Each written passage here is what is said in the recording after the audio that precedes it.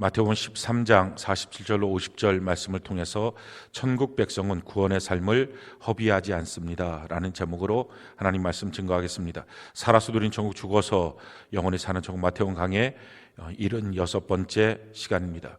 오늘 본문 말씀은 우리에게 매우 중요한 두 가지 진리에 대해서 지금 말씀하고 있습니다. 구원과 심판에 대한 말씀입니다. 우리 47절 같이 한번 한 목소리 한번 읽읍시다. 47절 같이 한 목소리 시작. 또 천국은 마치 바다에 치고 각종 물고기를 모는 그물과 같으니, 천국을 지금 오늘 예수님이 이렇게 비유하시는데 그물과 같다. 여기서 이 그물은 저인망 그물을 의미합니다.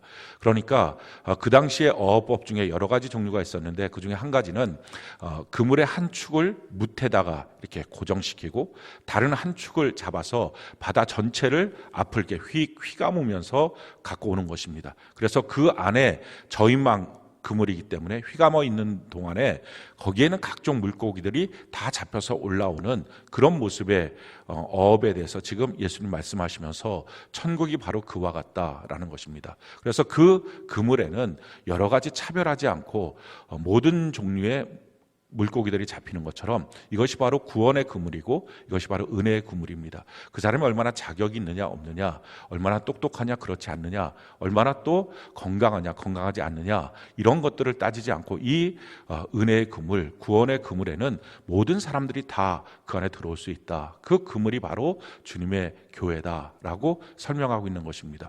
그래서 이 교회 생활이라고 하는 것이 무엇인지, 또 그 안에 들어오는 것이 무엇인지 차별 없는 하나님의 구원에 대해서 말씀하십니다. 요한복음 3장 16절 우리 같이 한번 한 목소리 한번 읽어볼까요? 시작. 하나님이 세상을 이처럼 사랑하사 독생자를 주셨으니 이는 그를 믿는 자마다 멸망하지 않고 영생을 얻게 하려 하심이라. 하나님께서 그 아들을 주신 이유는 믿는 자마다, 그가 누구든지 상관없이 다 영생을 주기 원하는 것이 하나님의 목적이다라는 것입니다. 마태복음 11장 28절 우리 같이 한번 한 목소리 읽어볼까요? 시작. 수고하고 무거운 짐진 자들아 다 내게로 오라. 내가 너희를 쉬게 하리라. 차별이 없이 다 부르시는 것입니다. 어떤 종류의 고통과 괴로움에 있어도 다 오라. 그러면 내가 너희를 쉬게 할 것이다 라는 것입니다. 그것이 교회고요, 그것이 구원의 그물이고요, 그것이 은혜의 그물이 됩니다. 그러니까 우리가 구원받고 주를 믿고 이 시간 이 교회에 와 있는 것은 우리의 공로가 아니라 하나님의 절대적인 은혜로 이 시간 이 자리에 와 있는 것입니다. 그렇게 그물에 잡혀있는 각종 물고기처럼 그렇게 있는 것입니다. 주님이 교회로 이렇게 모아주신 이유가 있습니다. 교회로 모아서 무엇을 하시는가? 시편 147편 2절로 4절 우리 같이 한번 한 목소리 읽어볼까요? 시작. 여호와께서 예루살렘을 세우시며 이스라엘에 흩어진 자들을 모으시며 상심한 자들을 고치시며 그들의 상처를 싸매시는도다. 그가 별들의 수요를 세시고 그것들을 다 이름대로 부르시는도다. 우리 주님께서 예루살렘을 세우시고 교회를 세우시고 이스라엘에 흩어져 있는 모든 자들을 불러 모으시고, 그러고 나서 상심한 자들을 고치고 마음이 상한 자들을 고쳐주시고 우리가 이 땅을 살면서 상처 입은 수많은 것들을 싸매주셔서 우리를 별처럼, 또 우리를 원래 부르고 싶은 그 이름대로 그렇게 존귀한 자로 우리를 만들어 가시는 과정이 지금 우리가 구원의 그물, 은혜의 그물 안에 있는 이 교회 안에 있는 우리의 모습입니다. 그런 점에서 교회 생활에 가장 중요한 한 가지가 있다면 그것은 서로가 서로에게 다 다릅니다.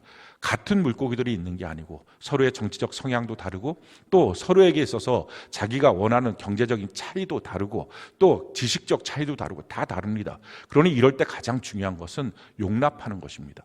용서하는 것입니다. 그 위에 사랑을 더하는 것입니다. 성경이 우리에게 이와 같이 말씀합니다. 골로새 3장 13절로 14절 같이 한번 한 목소리 읽어봅시다. 시작. 누가 누구에게 불만이 있거든 서로 용납하여 피차 용서하되 주께서 너희를 용서하신 것 같이 너희도 그리하고 이 모든 것 위에 사랑을 더하라. 이는 온전하게 매는 뛰니라. 그러니 우리가 교회 생활을 하면서 뭔가 불만이 있거든, 왜 저 사람은 저렇게 해? 라고 하는 마음이 들거든, 그 일에 대해서 따지고 너는 왜 이러냐, 옳고 그름을 말하는 것보다 더 먼저 용납하고 용서하고 그 위에 사랑을 더하는 이 연습을 해나가는 것. 왜냐하면 다 다른 자들이기 때문에 그렇습니다. 같은 물고기가 아니라 다 다른 물고기. 그래서 어떤 자격 조건이 있어서 시험 봐서 교회에 들어오는 게 아니라 다 은혜로, 은혜의 그물 또 구원의 그물 안에 있기 때문에 서로 용납하고 용서하고 사랑하는 것, 이것이 가장 중요합니다. 자, 그런데요, 여기서 모든 것이 끝나는 게 아니라 예수님의 지금 비유의 말씀은 여기서 전혀 다른 한 가지 차원으로 더 발전합니다. 그 내용이 바로 48절부터 50절까지의 말씀입니다. 48절부터 50절까지 우리 같이 한번 읽어볼까요? 시작. 그물에 가득함에 물가로 끌어내고 앉아서 좋은 것은 그릇에 담고 못된 것은 내버리느니라.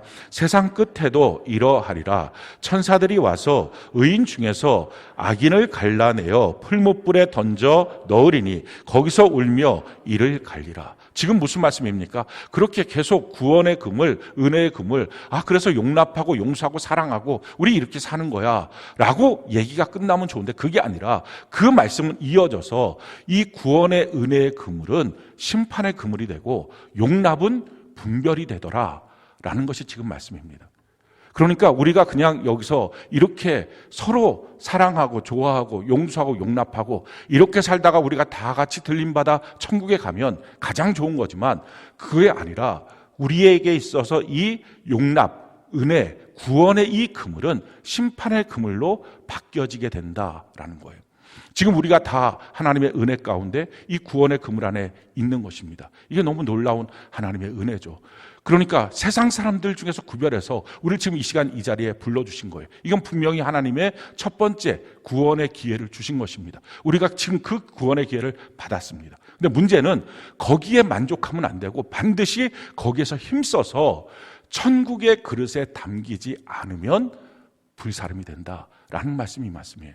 천국의 그릇에 담기지 않으면 그 사람도 지옥 간다라는 거예요. 교회 다 나왔다고 천국 가는 게 아니라 세상 사람들은 말할 것 없이 다 지옥이고요. 교회 다 나왔어도 나온 이 사람들 가운데 천국의 그릇에 담기는 이 성경 말씀 그대로 말하면 좋은 것이 돼야만 된다. 못된 것이 되면 다 불사름이 된다. 마지막 날에도 천사가 와서 의인 중에 악인들을 골라내서 그들을 다 불사르는 풀무불에 집어 던지게 될 것이다 라는 말씀이에요. 그러니까 굉장히 사실은 엄중한 말씀입니다. 우리가 다 은혜로 이 자리에 모여 있지만 은혜로 모여 있는 이것에 만족하면 안 되고 여기서 하나님이 원하시는 천국의 그릇 안에 우리가 담겨져 있지 않으면 다 소용없다. 지금 그 말씀을 주님이 우리에게 주시고 있는 것입니다. 그런 점에서 교회 생활은 출석 체크가 아니에요. 변화와 성숙이에요. 내가 주일날 출석했어요. 내가 주중 예배도 드렸고요. 내가 새벽 예배도 드리고 있어요. 내가 11조도 드리고요. 내가 또 봉사도 하고요. 큐티도 하고 일기도 쓰고요. 전도하는 모임에도 들어가고요. 기도하는 모임에도 들어가요. 라고 하는 이 출석 체크가 아니라 그래서 결국 그것을 통해서 뭐가 변화되고 뭐가 성숙했느냐 이걸 주님 물어보시는 겁니다. 천국의 그릇에 담길 수 있는 존재가 그래서 되고 있느냐 지금 주님이 이것을 물어보고 있는 것입니다. 그래서 오늘 말씀을 통해서 우리 자신을 한번 점검해 봐야 합니다. 나는 구원의 그물에 잡혀 있는 것은 마땅하고 지금 맞지만 그래서 내가 지금 이 시간 천국 백성은 이 구원의 삶, 구원을 하나님이 내게 주신 이 은혜의 삶을 절대 허비하지 않고 천국에 합당한 그 모습이 되도록 천국의 그릇에 들어가도록 그 모습을 허비하지 않고 만들어가는 존재, 이게 바로 천국 백성이다. 이게 바로 천국의 삶이다라는 것입니다. 자, 마지막 날 어떤 일들이 생기게 될까요? 전 우주적인 마지막이 있고요. 또 개인적인 마지막이 있어요. 내가 죽는 것이 마지막이 되고 전 우주적인 마지막을 또한 성경은 우리에게 말씀하고 있습니다. 베드로후서 3장 6절, 7절, 10절 우리 같이 한번 목소리 한번 읽어볼까요? 시작. 이로 말미암아 그때 세상은 물이 넘침으로 멸망하였으되 이제 하늘과 땅은 그 동일한 말씀으로 불사르기 위하여 보호하신 바 되어 경건하지 아니한 사람들의 심판과 멸망의 날까지 보존하여 두신 것이니라.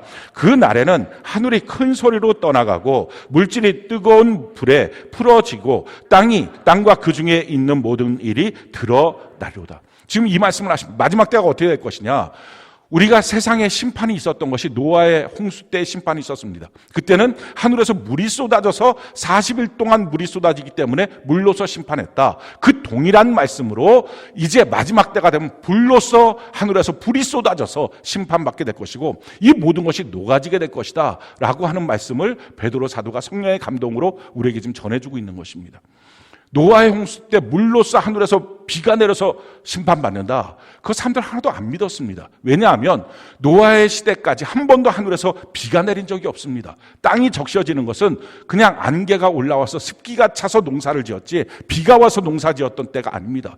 그러니까 한 번도 하늘에서 물이 쏟아진다는 것은 상상도 못했기 때문에 물이 쏟아져서 다 멸망받아 이 말을 믿을 수가 없었습니다.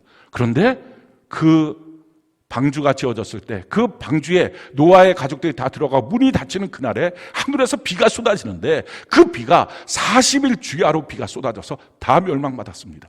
그러면서 말씀하시는 겁니다. 그 동일한 말씀으로 지금 우리는 하늘에서 불이 쏟아진다는 거 상상도 못하죠. 한 번도 불이 쏟아지는 것을 경험도 못했습니다. 그게 뭔지도 모릅니다. 그런데 말씀합니다. 그 동일한 말씀으로 하늘에서 불이 쏟아져서 마지막 날 어떻게 될 것이냐, 하늘이 다 녹아져서 날아간다는 거예요. 이 하늘은요 그냥 있는 공중이 아니라 물질입니다. 원자, 전자 이런 걸로 구성되어 있습니다. 그러니 강력한 불이 오면 이게 다 녹아지고 없어지는 것입니다. 땅도 녹아지고 없어진다. 그러니까 지금 우리가 눈에 보이고 있는 이 모든 것들은 끝까지 영원히 있는 게 아니라 이건 다 녹아지는 불덩어리로 만들어지게 될 것이다. 싹 불타서 없어질 것이다 라는 것입니다. 이게 우주의 종말입니다. 그 종말 때에 주님 맞으려고 다 주님 앞에 올라가는 주의 백성들이 있는가 하면 그 전에 먼저 죽어서 주님 보좌 앞에 서는 경우들이 있겠죠. 그것이 개인적인 어떻게 보면 종말이기도 할 텐데 그 개인적인 종말의 모습을 성경은 이렇게 우리에게 말씀합니다. 요한계시록 20장 12절 15절 우리 같이 한번 목소리 읽어볼까요? 시작. 또 내가 보니 죽은 자들이 큰 자나 작은 자나 그 보좌 앞에 서 있는데 책들이 펴 있고 또 다른 책이 펴졌으니 곧 생명책이라 죽은 자들이 자기의 행위를 따라 책들에 기록된 대로 심판을 받으니 누구든지 생명책에 기록되지 못한 자는 불못에 던져지리라. 하나님의 보좌 앞에 서서 다 심판을 받는데 그가 지었던 행위대로 심판을 받는데 생명책에 그 이름이 기록된 자는 그 심판에서 면하여서 영원한 천국에 들어가게 된다라는 것입니다. 자, 그러니까 아까 말씀드렸던 천국의 그릇에 담겨야 됩니다. 구원의 그물 안에 있는 우리들은 반드시 힘써서 천국의 그릇에 담겨야 됩니다. 이 천국의 그릇이 바로 생명책에 그 이름이 기록되는 사람입니다. 이 생명책이라고 하니까 뭔가 특별한 것 같지만 사실은 천국에 들어가려면 천국 시민이 천국에 들어가지 않겠습니까? 그러니까 이 땅에서 태어나면 주민등록이 되는 것처럼 그러다가 살았다 죽으면 주민등록이 말소되는 것처럼 태어나면 등록이 되고 죽으면 말소되는 것처럼 천국 백성으로 내가 태어나면 천국에 내 이름이 등록된다는 것입니다. 그리고 그 이름이 계속 안 죽고 살아 있어야 영원한 천국으로 우리가 들어갈 수 있다라는 것입니다. 그래서 천국의 그릇에 담기는 것은 생명책의 이름이 올라가고 그 이름이 지워지지 않는 채로 주님 앞에 서는 것, 이게 중요합니다. 그래서 성경은 생명책에 이름이 기록되기 위해서 제일 처음에 중요한 것은 태어나는 거죠. 이 모든 과정을 사실은 우리가 아는 단어로 구원 또는 영생이라고 하는 단어로 씁니다. 영원한 생명 또는 구원, 건져냄을 받았다라고 이렇게 쓰고 있는 단어인데 성경 전체는 그냥 구원이면 구원 끝, 이게 아니라 세 가지 시제로 되어 있습니다. 그건 너무 당연한 것입니다. 우리가 이름이 기록되기 위해서는 태어나고 자라나고 완성돼야 됩니다. 그리스도의 장성한 모양까지 이르러야 합니다. 이 모든 과정이 그래서 성경에는 과거형, 현재형, 미래형 이렇게 구원에 대해서 세 가지 시제로 우리에게 설명해 주고 있는 것입니다. 그것이 그냥 어떤 자격증 하나 받는 게 아니라 그 삶의 과정이라는 것을 우리에게 가르쳐 주는 거죠. 성경이 우리에게 이와 같이 말씀합니다. 요한복음 5장 24절 우리가 한번 목소리 읽어볼까요? 시작. 내가 진실로 진실로 너희에게 이르노니 내 말을 듣고 또 나 보내신 이를 믿는 자는 영생을 얻었고 심판에 이르지 아니하나니 사망에서 생명으로 옮겼느니라. 자, 사망의 생명으로 옮겨지는 원리를 이렇게 말하죠. 주님의 말씀을 듣고 하나님이 보내신 예수 그리스도를 믿는 자가 영생을 받는다. 그래서 이 구체적인 이 믿는 것이 무엇이냐, 이걸 다시 설명을 합니다. 요한복음 3장 3절 5절 우리가 한번 한번 읽어볼까요? 시작. 예수께서 대답하여 이르시되 진실로 진실로 내게 이르노니 사람이 거듭나지 아니하면 하나님의 나라를 볼 수 없느니라. 예수께서 대답하시되 진실로 진실로 내게 이르노니 사람이 물과 성령으로 나지 아니하면 하나님의 나라에 들어갈 수 없느니라. 사람이 거듭나지 않으면 그 나라 들어갈 수 없다. 우리가 지금 다 육으로 한번 태어났습니다. 그런데 영으로 한번 더 태어나야 되죠. 하나님의 자녀로, 천국 백성으로 더 태어나야 합니다. 대한민국 백성으로 지금 육으로 태어나서 대한민국 시민으로 있습니다. 그런데 이거에 머무는 게 아니라 하나님 나라, 천국의 백성으로 다시 태어나야 된다. 그것을 한 번 더 태어나는 것, 거듭난다, 거듭 태어났다, 두 번 태어났다라고 성경 표현합니다. 이 두 번 태어나는 원리를 뭐라고 말하죠? 믿는 것이라는 겁니다. 근데 이 믿음에 대해서도 구체적으로 설명하는 것이 물과 성령으로 거듭나는 것이라고 설명합니다. 태어나는 것이 너무 중요하니까 이렇게 구체적으로 우리에게 가르쳐주고 있는 것입니다. 이 물을 베드로전서 3장 21절에 보면 물은 곧 침례니 우리의 구원의 표다라고 말씀하고 있습니다. 침례받는 것입니다. 이 침례는 단지 그냥 물에 잠겼다 일어나는 것, 이런 의식 자체가 아니라 더 중요한 것은 로마서 6장 3절 4절에 보면 이 침례의 의미를 예수님과 함께 죽었고 예수님과 함께 사는 것이라고 말합니다. 그래서 이 말씀을 갈라디아서 2장 20절에 보면 내가 그리스도와 함께 십자가에 못 박혀 죽었나니 그런지 이제는 내가 사는 게 아니라 내 안에 그리스도께서 사시는 것입니다. 이제 내가 육체 가운데 사는 것은 나를 사랑하사 나를 위해서 자기의 몸을 버리신 예수님을 믿는 믿음으로 사는 것입니다. 그래서 이제는 내가 죽었습니다. 나는 예수를 믿는 믿음으로 살겠습니다. 이 고백이, 이 믿음의 고백이 침례입니다. 그리고 또 한 가지가 필요하죠. 성령으로 말미암아, 물과 성령으로. 이 성령은 고린도서 12장 3절에 보면 예수 그리스도를 주님이시라 고백하는 것은 성령으로만 가능하다라고 말씀합니다. 예수님을 믿는데 많은 사람들이 그냥 예수님을 나의 구원자로만 믿습니다. 어렵고 힘들 때 주님 내가 믿어요. 오늘도 굉장히 어렵고 힘든 일 많았는데 내가 예수님을 믿기 때문에 마음이 편안했어요. 이 믿음은 아직 분별돼야 될 믿음입니다. 이건 온전한 믿음이 아닌 것입니다. 정말 믿음은 예수님이 나의 주인이시다, 이렇게 믿는 것입니다. 로마서 10장 9절로 10절에 보면 예수님이 나의 주인이신 것을 내 마음으로 믿고 입술로 시인할 때 구원을 받는다. 그래서 물과 성령은 예수님과 함께 나는 죽었고 이제는 예수를 믿는 믿음으로 사는데 성령으로 말미암아 예수님이 나의 주인이십니다. 그러니까 내 마음대로 안 살고 하나님의 말씀으로 살겠습니다. 그러니 성경을 읽게 되고 하나님의 말씀을 듣게 되고 하나님의 말씀대로 순종하며 사는 삶, 이것이 시작하는 것, 이 시작점이 바로 태어나는 것, 거듭난 것입니다. 자, 이 거듭남에서부터 우리의 신앙의 여정은 시작합니다. 거듭났어요. 태어났어요. 그 다음에 필요한 게 뭡니까? 거기서부터 자라나는 것입니다. 그래서 그것을 현재형으로 성경은 말하고 있어요. 빌립보서 2장 12절 우리가 참모나무 술 한번 읽어볼까요? 시작. 그러므로 나의 사랑하는 자들아, 너희가 나 있을 때뿐 아니라 더욱 지금 나 없을 때에도 항상 복종하여 두렵고 떨림으로 너희 구원을 이루라. 현재형으로 되어 있습니다. 그러니까 날마다 이 구원의 삶을 이루어 가야 합니다. 중간에 죽으면 안 돼요. 죽으면 생명체의 이름이 지워집니다. 호적에서 없어지는 것과 동일합니다. 어떤 사람들은 생명체의 이름 한번 올라가면 영원히 지워지지 않는다, 이렇게 생각합니다. 그렇지 않습니다. 요한계시록 3장 1절로 6절에 보면 사대교회가 나오는데 이 사대교회를 향해서 예수님 말씀하십니다. 거기에 제대로 하나님의 말씀대로 살아서 서 있는, 흰옷 입고 있는 자들이 있는데 그들만 빼놓고 나머지는 다 생명책에서 그 이름이 지워졌다. 너희들은 내가 생명책에서 너의 이름을 지우지 않을 것이다 라고 분명히 말씀합니다. 지워질 수 있다는 거예요. 태어나면 되는 게 아니라 태어나서 계속 살아있어야 주민등록이 있는 거지, 태어나서 죽으면 말소되고 마는 것입니다. 그래서 우리가 계속 구원의 삶을 이루며 살아가는 것입니다. 그런데 여기서 그리스도의 장성모양까지 우리가 완성돼야 됩니다. 그것이 그 천국의 그릇에 우리가 딱 담겨지는 거죠. 그 완성되는 삶을 위해서 성경은 말합니다. 지금 현재가 아니라 미래에 그렇게 완성될 것이다 라고 해서 구원이 얻어질 것이다, 이렇게 미래형으로 또 설명을 합니다. 마태복음 24장 9절로 13절 우리가 한번 한 목소리 한번 읽어볼까요? 시작.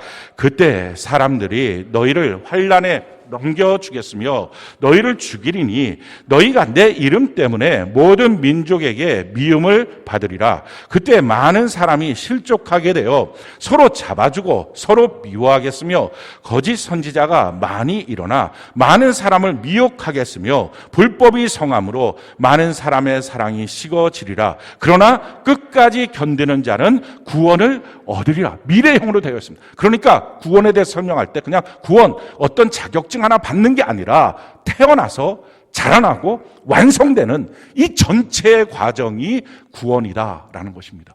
사람들은 너 구원 받았니? 구원 받았어요 라고 말할 때 대부분은 내가 물과 성령으로 태어난 것을 말하는 거죠. 근데 더 정확하게 말하면 그렇게 태어났으면 날마다 자라나야 되고 완성돼야 됩니다. 그 완성되는 과정 속에 이런 일들이 있다는 거죠. 9절에 보니까 많은 사람들로부터 예수 믿는다는 이유 때문에 미움을 받을 거다.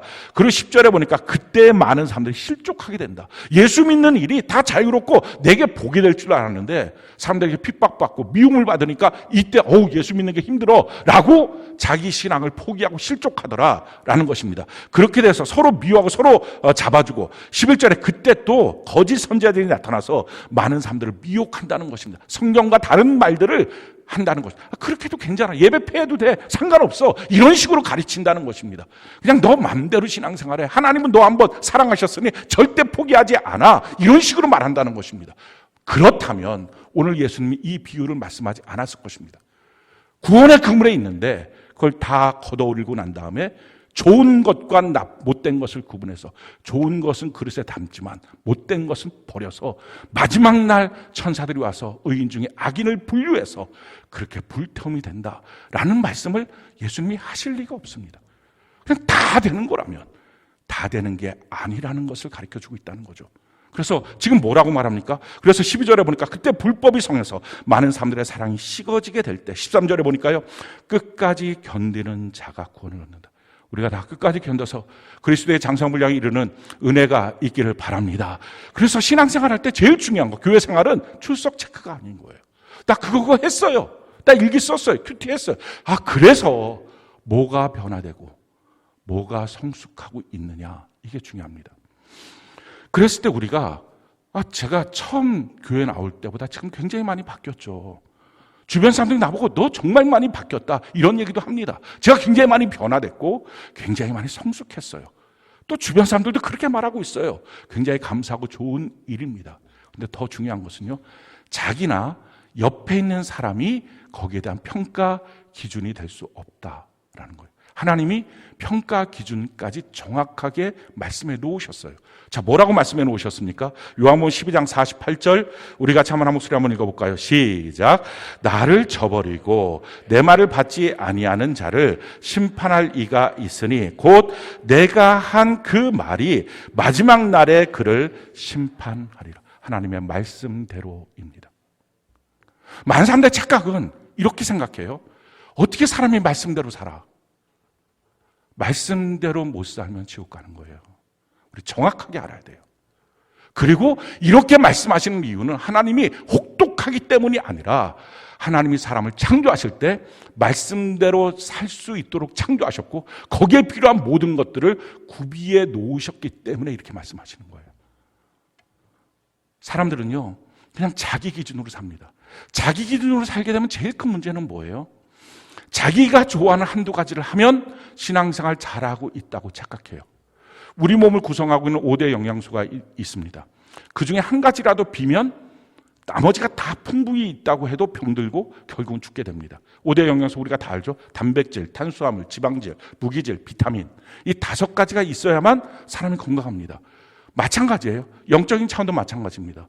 이 6가지의 영양소라 그러는데 예배, 말씀, 기도, 전도, 교제, 섬김. 이 교제 안에는 대접하는 것이 있고 섬김 안에는 봉사와 또 헌금이 있습니다. 이게 우리를 구성하고 있는 신앙 요소예요. 근데 그중에 자기 혼자 신앙생활, 자기 멋대로 하는 사람들의 특징들을 보면 대부분 예배에 꽂혀 있어요. 내가 주일 예배 드리니까 나 신앙생활 잘하는 거야. 게다가 내가 심지어는 셀 예배도 드리고 거기서 뭐 주중 예배도 드리고 내가 거기서 11조도 하고 이렇게 몇 가지 하니까 나 신앙생활 정말 잘하는 거야. 뭐 틈 없잖아. 그러면 기도는요, 말씀은요, 전도는요, 교제는요, 섬김은요. 이 부분이 그냥 무너져 있으면 결국은 영적으로 병들고 죽을 수밖에 없다는 거예요. 그렇기 때문에 그냥 자기가 자기 혼자의 재간을 부려서 신앙생활, 주님이 말씀한 이 신앙생활은 성공을 못합니다. 근데 이 원리를 자기 멋대로 신앙생활하고 그냥 교회만 나가면 그냥 구원이다 이런 식으로 생각하니까 그냥 신앙생활 하는 거 어차피 교회만 다니면 다 구원이지, 다 천국이지, 이런 식의 신앙생활을 하고 있으니까, 성경을 모르기 때문에 이렇게 하고 있으니까 결국은 신앙생활이 아니라 종교생활이 되고 마는 것입니다.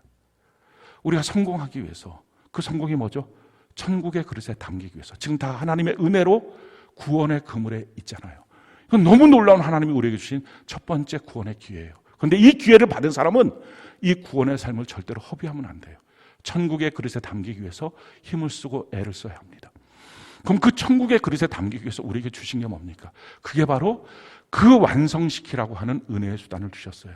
그게 성령, 성경, 교회입니다. 이 세 가지를 통해서, 우리가 성경 전체를 보면 이 세 가지를 통해서 우리가 변화될 수 있다라고 주님 말씀하십니다. 제일 처음에 성령이에요. 성령에 대해서 이렇게 말씀하십니다. 고린도후서 3장 18절, 우리 같이 한번 목소리 한번 읽어볼까요? 시작. 우리가 다 수건을 벗은 얼굴로 거울을 보는 것 같이 주의 영광을 보매 그와 같은 형상으로 변화하여 영광에서 영광에 이르니 곧 주의 영으로 말미암음이니라. 우리가 영광에서 영광으로 이르는 것입니다. 주님의 모습을 바라보면서 우리가 변화되는 거죠. 근데 이 변화되는 힘이 어디서 나오느냐? 주의 영으로 말미암는, 성령으로 말미암는 거예요. 성령으로 우리가 주님을 닮아가고 날마다 구원을 이루면서 변화될 수 있어요.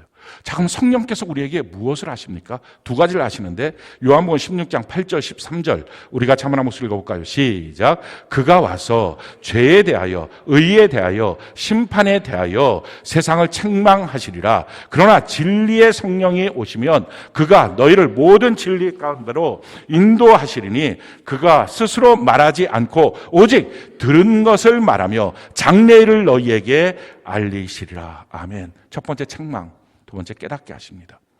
그러니 성령께서 우리의 양심에 대해서 책망하실 때가 있어요. 너 그러면 안 돼. 그럼 그 성령의 음성을 듣고 바뀌어야 됩니다. 또 깨닫게 하십니다. 아, 이렇게 가는 거지 라고 깨닫게 하십니다. 성령을 따라서 우리가 사모해야 됩니다. 그리고 종종 멈춰서야 합니다. 내가 틀렸다라고 하는 걸 인정하고 멈춰고 이래갖고 아, 이게 맞을까? 주님 무엇입니까? 어떻게 해야 됩니까? 이걸 물어봐야 합니다. 그럼 성령께서 깨닫게 하시고 책망하시면서 우리를 변화시켜 가십니다. 두 번째는 성경이에요. 성경을 통해서 우리는 구체적으로 하나님의 뜻이 무엇인지, 어디로 가야 되는지를 알 수 있습니다. 디모데후서 3장 16절로 17절 우리 같이 한번 목소리 읽어볼까요? 시작. 모든 성경은 하나님의 감동으로 된 것으로 교훈과 책망과 바르게 함과 의로 교육하기에 유익하니 이는 하나님의 사람으로 온전하게 하며 모든 선한 일을 행할 능력을 갖추게 하려 함이라. 하나님의 말씀은, 이 성경은 하나님의 사람으로 온전케 만드는 것입니다. 그래서 이 성경을 우리가 잘 붙들고 신앙생활을 끝까지 하는 것입니다. 성경 사용법, 어떻게 성경을 사용해야 되느냐? 요한계시록 1장 3절 우리가 한번 목소리 한번 읽어볼까요? 시작. 이 예언의 말씀을 읽는 자와 듣는 자와 그 가운데 기록한 것을 지키는 자는 복이 있나니 때가 가까움이라. 자, 하나님의 말씀은 이 성경을 사용하는 방법, 읽고 듣고 지키는 것입니다. 가장 중요한 건 첫 번째, 읽는 것입니다. 하나님의 말씀 성경을 안 읽는 그리스도인은 정확하게 말하면 그리스도인이 아닙니다. 왜냐하면 마지막 날 심판은 하나님의 말씀인 성경 그대로 심판하시겠다는 것입니다. 근데 사람들이 성경을 모르니까 자기 마음대로 내가 이 사람보다는 신앙생활 열심히 하니까, 내가 그래도 주일 성수 열심히 하니까, 아, 우리 목사님 주일날만 나오기만 해도 박수 쳐줬으니까 그럼 나 천국 가. 아니라는 것입니다. 성경을 모르기 때문에 이렇게 엉뚱한 신앙생활을 하고 있다는 것입니다. 성경대로 심판하십니다. 요한계시록 22장에 보면 성경에 더하면 더한 대로, 빼면 뺀 대로 심판받는다. 오직 하나님의 말씀 그대로 우리가 살아야 된다라는 거예요. 그러기 위해서 읽는 것이 필요해요. 날마다 읽어나가십시오. 창세기서부터 요한계시록까지 하루에 한 장이든 두 장이든 세 장이든, 우리 교회학교 학생들은 날마다 한 장씩 읽어요. 3년에 성경 1독씩 합니다. 어른 됐으니까 좀 더 읽어야 되겠죠. 그래서 3장씩 읽으면 1년에 성경 1독 합니다. 자기 나이만큼 최소한 성경 읽어서 하나님의 말씀이 뭔지, 기준이 뭔지 그걸 아는 것입니다. 왜 이렇게 성경 읽는 것이 중요하냐? 이유는요, 제대로 알면 죄 안 짓습니다. 제가 깨닫게 된 것 한 가지는요, 죄 짓는 이유가 뭘까? 왜 그 부분이 특별히 죄를 짓까? 안다고 생각하는데 모르는 거예요. 명확하게 몰랐던 거예요. 대충 안 거예요. 자기가 안다고 생각한 것 뿐이에요. 정말 정확하게 알고 그 말씀 앞에 정확하게 섰느냐? 그럼 신기해요. 하나님이 사람을 그렇게 창조하셨어요. 하나님의 말씀 앞에 제대로만 서면 죄 안 져요. 제대로만 서면 엉뚱한 짓 안 해요. 설교 시간에 5년, 10년 말씀을 들었어도 내내 똑같은 이유는 그 순간 말씀을 안 듣는 거예요. 딴 생각하는 거예요. 자기도 모르게 멍하고 있는 거예요. 그러니 말씀이 없기 때문입니다.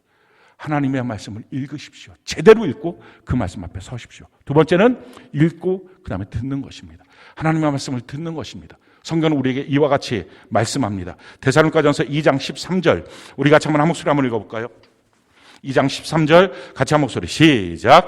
이러므로 우리가 하나님께 끊임없이 감사함은 너희가 우리에게 들은 바 하나님의 말씀을 받을 때에 사람의 말로 받지 아니하고 하나님의 말씀으로 받음이니 진실로 그러하도다. 이 말씀이 또한 너희 믿는 자 가운데서 역사하느니라. 하나님의 말씀을 잘 들어야 합니다. 강단에 선포되는 그 말씀을 들어야 합니다. 사람의 말이 아니라 하나님의 말씀으로 들어야 합니다. 혹시 여러분들이 말씀을 듣다가 저 말씀 나랑 부딪혀, 저 말씀 내가 알고 있던 신앙과 좀 달라, 그렇다면 성경을 찾아보십시오. 성경을 읽고 성경이 뭐라고 하는지를 정확하게 보십시오. 자기 고집대로 하는 게 아니라 성경대로 신앙생활 하십시오. 성경에서 엉뚱한 것 찾아서 되는 게 아니라 제대로 그 말씀의 앞뒤를 연결해 보면서 신앙생활 제대로 하셔야 합니다. 잘 들어야 됩니다. 잘 듣기만 해도 신앙생활 요동치지 않고 허튼 길 가지 않습니다. 세 번째는요, 지키는 것입니다. 어떤 사람들은 하나님의 좋은 말씀을 들으면 자기가 그런 사람이 된 줄 압니다. 근데 아니에요. 지킬 때 뻥뻥 자기가 얼마나 연약하고 부족하고 허점투성인지 발견할 수 있습니다. 지켜야 그 말씀이 내 거예요. 안 지키는 말씀, 말만 하는 말씀, 그건 자기 게 아니에요. 성경은 우리에게 이렇게 말해요. 어떻게 하면 그 말씀을 지킬 수 있는지. 신명기 30장 14절 우리 같이 한번 목소리 읽어볼까요? 시작. 오직 그 말씀이 내게 매우 가까워서 내 입에 있으며 내 마음에 있은즉 내가 이를 행할 수 있느니라. 지금 하나님이 뭐라고 말씀합니까? 너가 할 수 있어 라는 거예요. 근데 우리들이 뭐라고 말해요? 어떻게 사람이 하나님의 말씀대로 살아? 성경을 모르기 때문에 이렇게 말하는 거예요. 성경은 하나님의 말씀대로 너가 살 수 있어. 내가 너를 창조했는데 말씀대로 살 수 있도록 창조했어 라고 주님 말씀하시는 거예요. 자, 어떻게 하나님의 말씀대로 우리가 살 수 있을까요? 그 말씀을 입에 담아서 계속 말하고 마음에 담아서 계속 생각하면 그 말씀대로 산다 하는 거예요. 그러니까 하나님의 말씀대로 못 사는 이유는 말씀을 몰라서 못 사는 거예요. 제대로 못 본 거예요. 제대로 못 들은 거예요. 마음에도 그 말씀이 없고 입에도 그 말씀이 없는 것입니다. 그래서 이걸 연습해야 돼요. 그 연습하기 가장 좋은 곳, 그게 셀이에요.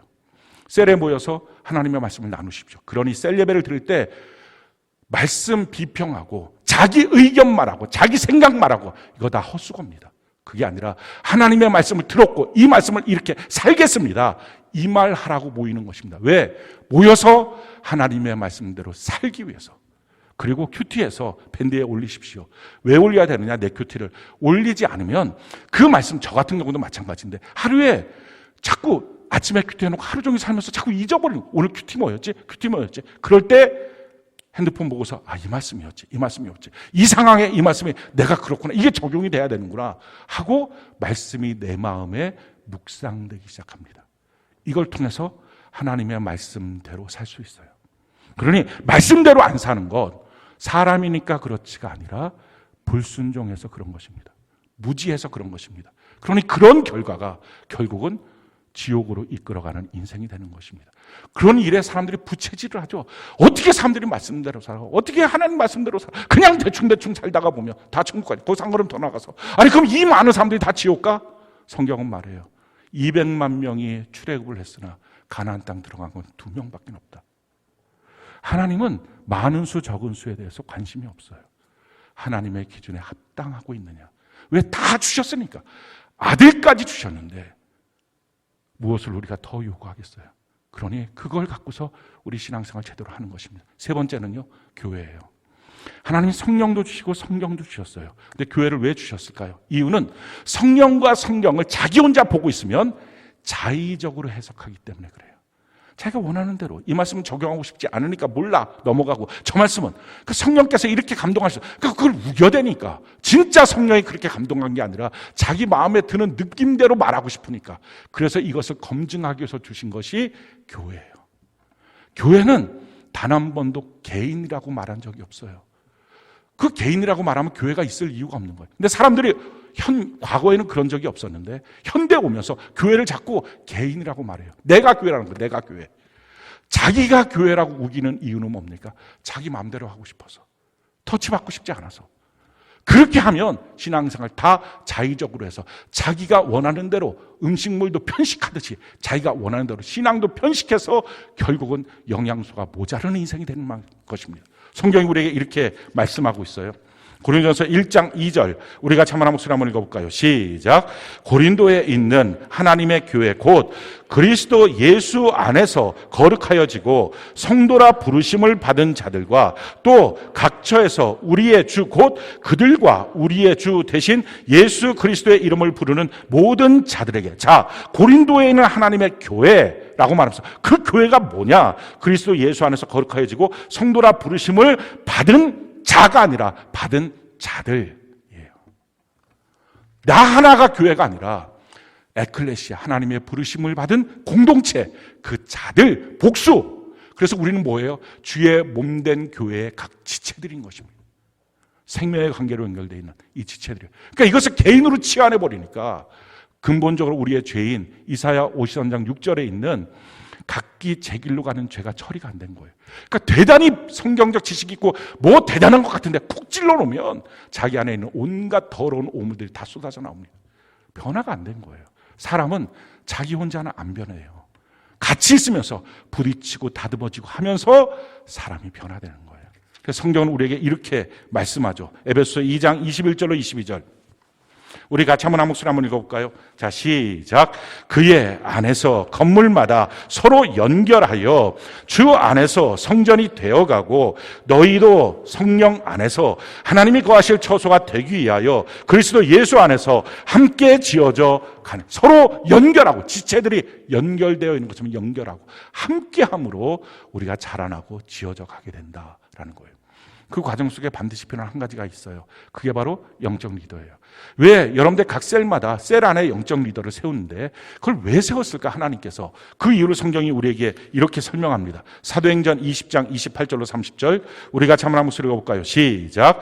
여러분은 자기를 위하여 또는 온 양떼를 위하여 삼가라. 성령이 그들 가운데 여러분을 감독자로 삼고 하나님이 자기 피로 사신 교회를 보살피게 하셨느니라. 내가 떠난 후에 사나운 이리가 여러분에게 들어와서 그 양떼를 아끼지 아니하며 또한 여러분 중에서도 제자들을 끌어 자기를 따르게 하려고 어그러진 말을 하는 사람들이 일어날 줄을 내가 아노라. 자, 사람 감독자를 두셨다라는 거예요. 왜 감독자를 두셨냐? 두 가지 이유를 말씀하죠. 29절에 보니까 밖에서부터 사나운 이리들이 들어온다. 밖에서부터 세속주의, 온갖 가지 뭐 더러운 거, 물질주의, 악한 마귀, 또 이단, 신천지 이런 것들이 들어오는데 그걸 분별해서 쫓아내는 것. 이게 영적 리더, 감독자가 하는 일이에요. 또 한 가지는 무엇이 있습니까?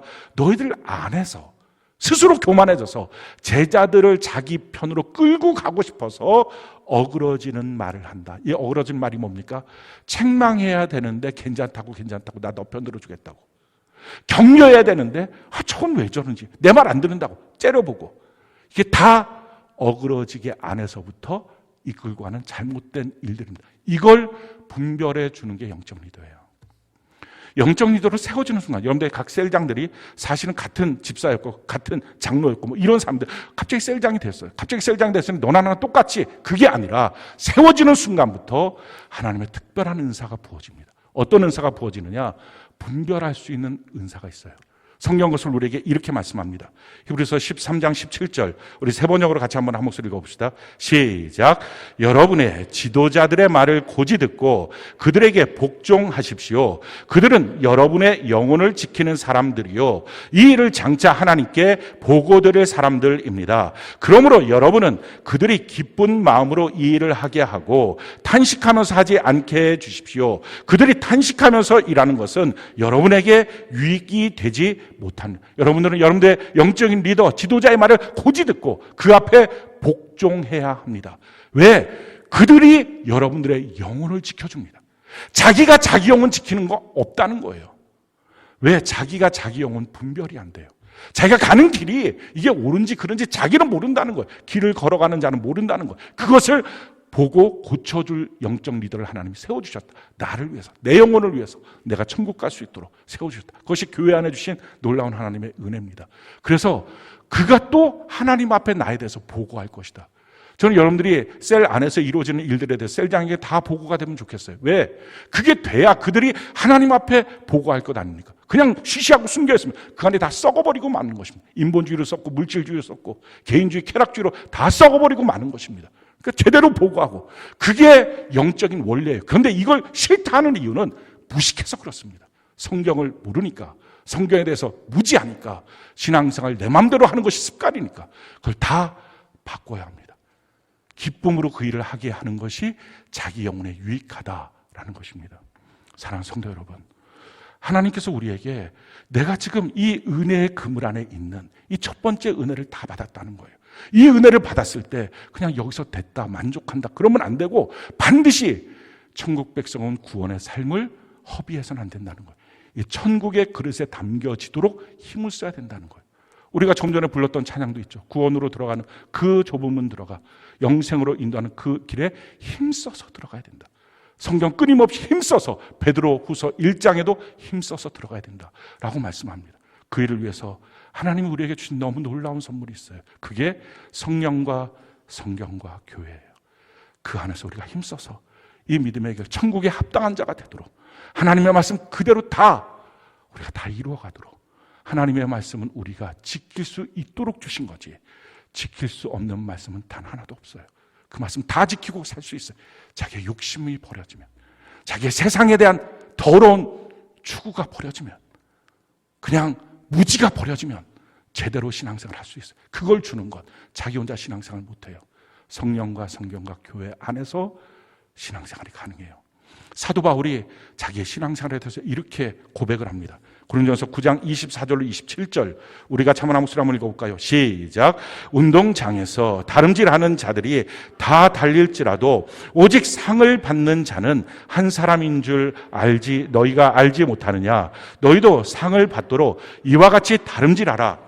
이기기를 다투는 자마다 모든 일에 절제하나니 그들은 썩을 승리자의 관을 얻고자 하되 우리는 썩지 아니할 것을 얻고자 하노라. 그러므로 나는 다름질하기를 향방 없는 것 같이 아니하고 싸우기를 허공을 치는 것 같이 아니하며 내가 내 몸을 쳐 복종하게 함은 내가 남에게 전파한 후에 자신이 도리어 버림을 당할까 두려워함이로다. 세 가지의 원리에 대해서 말씀합니다. 첫 번째, 절제하라. 신앙생활의 핵심은 절제부터 시작하는 거예요. 하고 싶은 거 다 하면 안 돼요. 만나고 싶은 사람 다 만나고 다니고 눈에 보이는 대로 다 쫓아다니고, 그러면 천국의 그릇에 담길 수 없어요. 이게 천국에 합당한 거야. 내가 하는 이 말이 합당한 거야. 내가 지금 만나는 이 만남이 합당한 거야. 나의 영혼을 정말 건강하게 만들고 있는 거야. 이거 점검해서 절제해야만 그 그릇에 담깁니다. 두 번째, 향방 없는 자 같이 하지 않는다.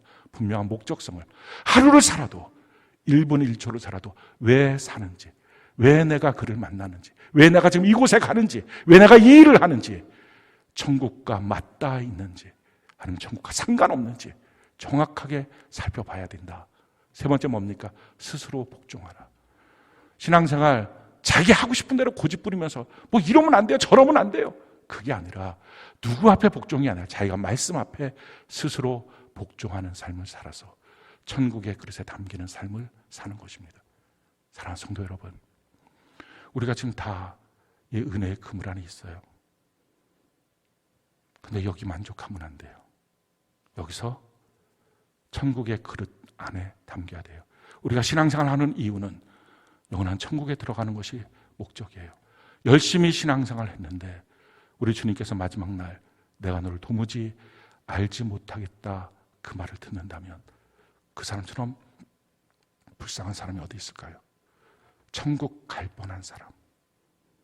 우리 되지 말고 우리 모두가 천국 길을 함께 혼자서는 못 가요. 저도 그렇고 여러분도 그렇고 성령을 붙잡고 성경을 붙잡고 교회 안에서 우리가 힘써서 달려가는 은혜가 넘치기를 예수님 이름으로 축원합니다.